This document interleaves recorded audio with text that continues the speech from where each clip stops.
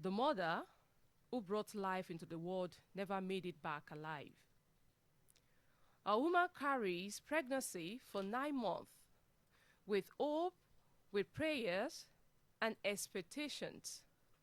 But here in Nigeria today, too many women are still paying the ultimate price just to become mothers. Last week on Monday on Women Affairs, last week Wednesday on Women Affairs, we discussed the painful reality of maternal mortality rate in Nigeria, including the heartbreaking story from Lagos, where we have a woman that was reportedly gave birth to quadruplets, but sadly lost her life and alongside one of the babies. Today, we conclude this important conversation by asking ourselves question. What exactly is killing our women? What exactly is killing our women? And more importantly, what can be done to stop this menace? What can be done? What do we need to do? Good afternoon, listeners. Welcome once again to Women Affairs on JDN Radio 101.5 FM. My name is Omolola Kalejaiye Damisah.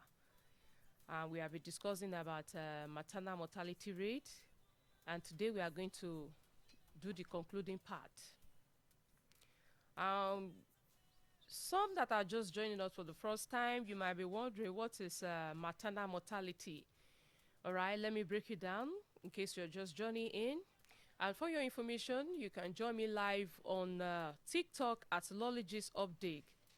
Lologist Update on TikTok and on Facebook at JDN Radio 101.5 FM.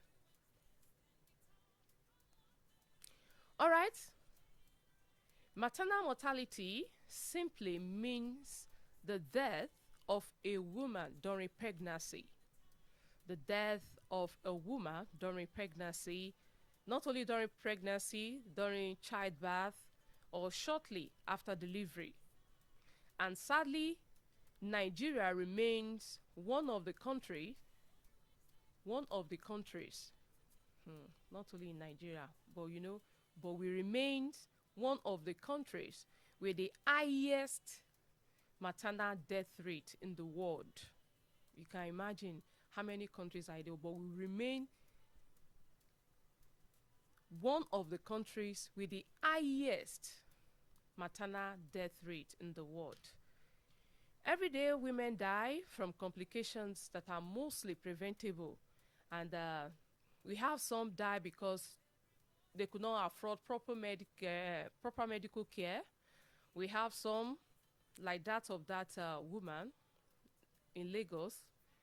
Then we have some that die because hospitals are too far away.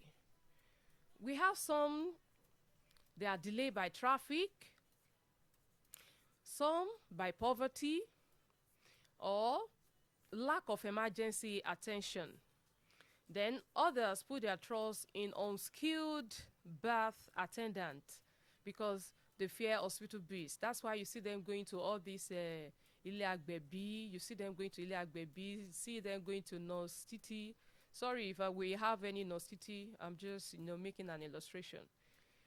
And the painful one that happened in Lagos case, which we discussed last week, this touched my heart, and I know it touched many hearts because it was in the paper. And you see that childbirth should bring celebration. It's something that should bring celebration and not mourning, not that we would now gather and be crying. And, for a family to welcome quadruplets, 4 babies at a time. And we have tragedy that struck where we have the mother, we lost the mother, and also a baby was also lost. And many questions were left unanswered concerning this. But this is beyond statistics. These are human beings. These are our wives. These are our daughters. These are our sisters. These are our mothers. So how do we stop this? How do we stop panicking when we see our women getting pregnant? Or do we say they should stop getting? No, that cannot. You can't just tell a woman not to get pregnant. You can't just stop them. So what can be done? What do we have to do? What is the solution? What is the way forward for us to stop this? For our government, for our brothers, for our husband, what do they need to do? Our neighbors, people that are around us, what is the way forward? I have some points jotted down here that I have to, talk about. Number one, we have government must improve health care. Women, government must improve. It's not should, must. So that is to tell you that it is a must for the government to do what? To improve the health care. Government at all levels, be it at local level or state level or federal level, they need to invest more in maternal health care. Hospitals and primary health centers should be properly equipped with qualified doctors, nurses, blood banks, and emergency facilities.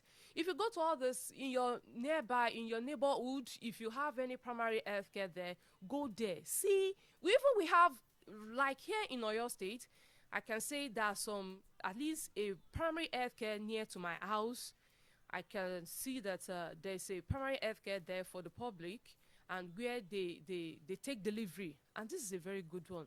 And I know there's some primary health care in around some neighborhood, in some communities or in some towns that they have these facilities of primary health care. So primary health care, they should do this. Government at all, you don't see, they don't say at the state level. So you know that either at a local level, maybe you are just in the bush, in that bush or wherever, that rural area or urban area where you are, there is a government there. At least they come there, they take tax, they ask you to do this. There is government. So government at that level where you are. So there's nothing like no. Anywhere you must be. So far it's government area. So far you are in a town, you are in a state, or you are in a local government area. There is a government there that is to take care of that. So if they are not doing that, please, this is the time for you, women. This is the time for you to stand up. This is the time, you have to go to see, election is coming. Women, you see now, when I say stop taking 4 cups of rice, stop taking Ankara 2 yards, this is the time for you now. Our obìnrin won't reload you. We are the one that go out there to kill. We are the one that vote. Our no ni gbogbo ẹ. And at the end of the day, our no la jí. So this is the time for you now to ask them. Tell them when they come to your local area. Tell the government there. Even if it's a councillor, even if it's it's not even councillor. Anything they want to do, they come to you. Oh yeah, dìbò fún wa. Tell them, do this for us in our local government area. Do this in our area. We don't have primary health care here. Please provide one and make sure that all the facilities that women needed. So far, there are women living in that particular area. Yes, women living in that particular area, they will do what? One lóyún, one bímọ. Their children will fall sick. They will take them to the hospital. So this is the time. Don't just take this is not the time for you to say, okay, now it's time for cattle jẹ 4 years. Let me tell you, women, if you think that, yes, this time around, it's time for you to budanu, you take it now. After 4 years, we still suffer for it. Please, let us ensure that government provide all the necessary things that we needed for that primary health care center in your area. That's one.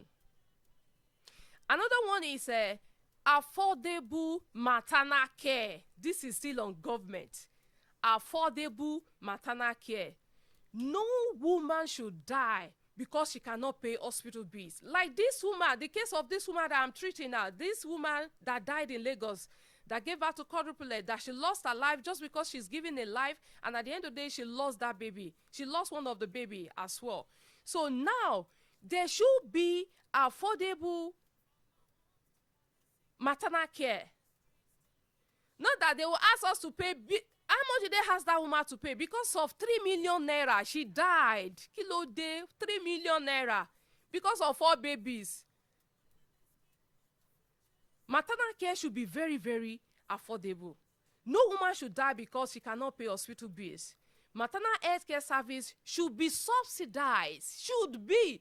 Kán fún wa ní ẹ̀dínwó lórí ẹ̀. Ẹ̀yin obìnrin mo fẹ́ kẹ́ ẹ wo tó bá ti ń wá sádùúgbò yín tó ń gbé ìgbò tó ń gbé gbá ìbò wá tó ń sọ gbogbo ẹ̀. Every woman must come out and say something. If you don't say something, àwa náà la máa jìyà at the end of the day after 4 years. Please, women, you have to sit up right now. Tell them that the maternal care they must provide, after providing it, it must be affordable. It must be subsidized. Especially for low-income families. It's not every family. How much are the salary of women? You know, women, in fact, honestly, women, we face a lot. We are going through a lot. And this is the time for us to speak up. Most especially for the low-income, all this iyalata, àwọn mama tó ń ta tarodo tó ń ta gbogbo ẹ̀, how will they afford 3 million naira for hospital bills? Please, this is the right time for us to speak up.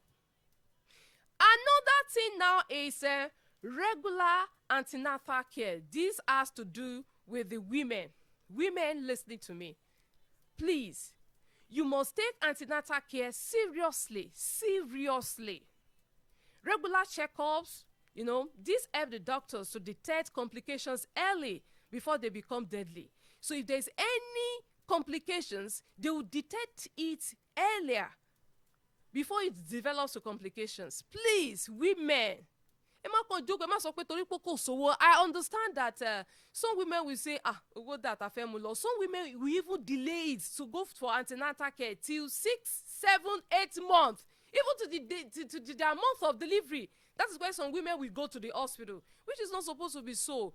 Now, this is not right. Please, women, regular antenatal care, you must take this very seriously. Immediately you detect that, please, let us ensure that we attend antenatal care. We take it seriously. Another point is public awareness and education, communities, religious centers, and media platform must continue educating women. This is what I am doing right now. This is part of my quota. I am contributing my quota now. That is what I am doing. Please, we have to make public awareness about this and educate communities. And I'm educating you now. Now it's not left for you to take note of this. Religious centers, for pastors, the churches, the mosque, please, always educate women. I'm not saying Adura Oleshe, but at this time of the I'm not saying Adura Oleshe. Somebody that they said you cannot give. I could remember when I was told I cannot deliver that baby by myself. I was like, no, I cannot go through operation. There's nothing wrong with operation. There's nothing stopping you to take operation. Don't say no. I cannot go through the CSO. I cannot go on that knife. Forget it. Even give it back through the CS gone, it will make your this down inside to be intact. I'm telling you the fact. So if they say it's through CS, please, pastors, churches, mosques, imams, the clerics, please, this is the time. Advise them. I'm not saying they should not pray concerning the birth of their children, of the babies, but they should always also know that yes, you have to educate them. Tell them time to go to the hospital. If they have any complications, but let them add medical care with it, please. All right. Another point is Emergency response system. Nigeria needs better ambulance and emergency response system so pregnant women in distress can receive urgent care quickly. This is also about the government. Government, please, provide emergency response system. And this is still back to the government, and this is still fall on the women. Women, tell them when they come to your domain. Tell them, Emma Kulenu, don't just collect rice and Ankara. I'm shouting now. Please, this is 2026. We shouldn't be hearing news of women dying, having birth complications. We shouldn't be hearing this in 2026. Come on, what is wrong with us, women? This is the time. Tell them when they provide that primary health care, tell them to make it affordable. Tell them to also do what? To also provide emergency response. This, even in all these countries that are not even bigger, that are not Togo, like Togo, Ghana, things like this. You hear them now. And it's not as if the government did not know this, but they just don't want to do it. We don't talk about it. All we need is just 4 cups of rice and 2 yards of Ankara. Please. All right. Another thing is family and spousal support. Husband and family also have a role to play. Pregnant women need emotional, financial, and medical support throughout pregnancy and childbirth. Do you hear that? Family, please. Ewo, that is women for you. You will cook rice. They will cook rice in their house. They will say, no, mo jollof rice, the 3rd house. I want to eat that. Please give it to them. If they say, SME Sheba kan, please be attentive to them. If they say, I have a back pain, please attend to them. Rub their back. Husband, be available, please. Lóòótọ́, we know that you are searching for greed. You are going around to to look for what the mother and the child are going to eat. Yes, but at the same time, you are providing for them, but be available at the same time. Fẹ́ gbọ́, Ọlọ́run ní jẹ́ ká gbọ́, ẹ lọ tán ní nǹkan báyìí ṣẹlẹ̀, Ọlọ́run ní jẹ́ ká rí rẹ̀. Please, family, you have to pay attention. Anybody, any woman around you, I've been there, I've passed through it. I know what pregnancy is. I know, in fact, see, not to talk of the day of delivery itself. Please, family, support them financially, emotionally. Please be available and provide medical support throughout. Follow them to the antenatal. Even now, if you go to hospital, if you register at the hospital, the husband are also welcome. They will also give the husband, they will give them, they will tutor them on how to take care of their wives when they are pregnant. This is good. And my takeaway, a nation that cannot protect its mother, a nation like Nigeria that cannot protect its mothers is risking its future. Women should not die while giving life. Safe motherhood is not a luxury. Please, they want to turn it to luxury, but we have to speak out. Women, we have to speak out. It is a right. It is not a luxury. It is a right. So they have to do it for us. So, as we conclude today's discussion, let us remember that behind every maternal death is a broken family, a crying child, and a dream cut short. May we continue to speak up, demand better health care, and support our women, because every mother deserves the chance to watch our children grow. Thank you for staying with me on Women Affairs. My name is Omolola Kalejaiye Damisah. I'll see you next week by the special grace of God. I love you all, women.